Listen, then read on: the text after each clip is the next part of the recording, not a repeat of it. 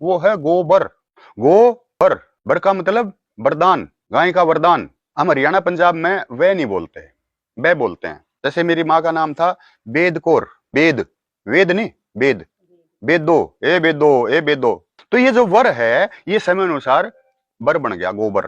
तो गोबर एक ऐसा शब्द है, किसी भी मल के पीछे वरदान लगाना, गोबर कितनी बड़ी चीज है। और किसी भी चीज के पीछे वरदान नहीं लगा हुआ, इसके पीछे लगा हुआ, किसी वस्तु के पीछे। धरती पे जितनी वस्तुएं हैं जिनको हम प्रयोग में लाते हैं उनके पीछे वरदान नहीं लगा हुआ, एक के पीछे लगा गोबर। आदमी को फिर भी हम थोड़ा बहुत जब किसी की चापलूसी करनी हो तो मान्यवर मान्यवर करने लग जाए, हे मान्यवर, हे मान्यवर। लेकिन किसी वस्तु के पीछे अगर वर लगा हुआ है तो है गोबर। तो गोबर के पीछे वर क्यों लगा, दूध के पीछे क्यों नहीं लगा?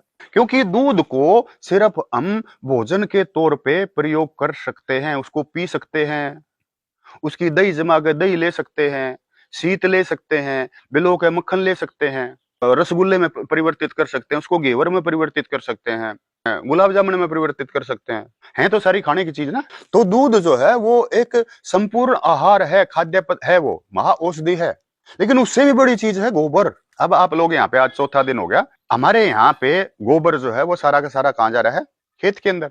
खेत में मेरे जो है इतने जीवाणु हैं, इतने सूक्ष्म जीव हैं, इतने भूंड हैं, अब वो सिर्फ 2 घंटे के अंदर अंदर उस गोबर को खाद में परिवर्तित कर रहे हैं।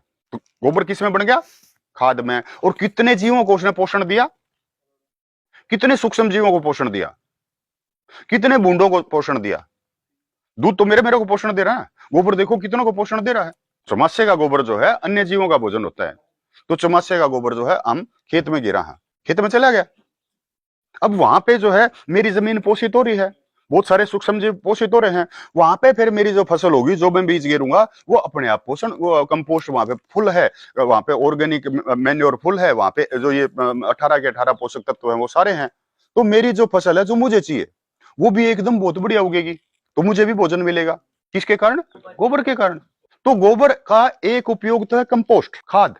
गोबर का फिर दूसरा उपयोग भी है। मेरे यहाँ पे आप आरे देख रहे हो, आरा, आहार संस्कृत का शब्द है, उससे बना हुआ है हारा, जिसमें हमारा आहार बनता है, हमारे पशुओं का आहार रंधता है हारा। तो आरे के अंदर ईंधन क्या लगता है? गोबर। तो गोबर जो है वो हमारी एनर्जी सिक्योरिटी है, सदियों से रही है। इसीलिए हमारी माताएं, हमारी दादियां वो उपलों के ढेर बना बना के रखती थी, बिटोड़े थे कर रखा करती। इसीलिए हमारी टांड के ऊपर हमेशा ढांसरे और थेपड़ी, ताकि जो चौमासा है, चौमासे के अंदर अगर वो सील जाए तो वो सीले नहीं। तो टांड के ऊपर थेपड़ी और टांड के ऊपर डांसरे वो हमेशा मिलते थे, वो हमारी एनर्जी सिक्योरिटी है। दूसरी चीज होगी, कितनी इंपॉर्टेंट चीज है? ईंधन।